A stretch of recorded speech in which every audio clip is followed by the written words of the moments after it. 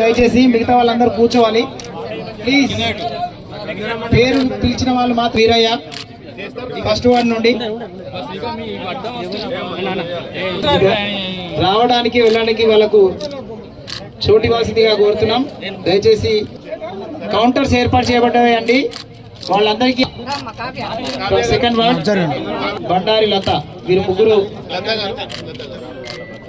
Who they are in the standing position, please sit at your places. Kondabattini Pandari, Eligeti Rupika, ward number 4 committee వాళ్ళు కూడా.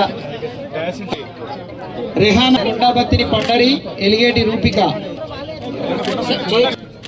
దయచేసి మిగతా వాళ్ళు కూర్చోవాలండి.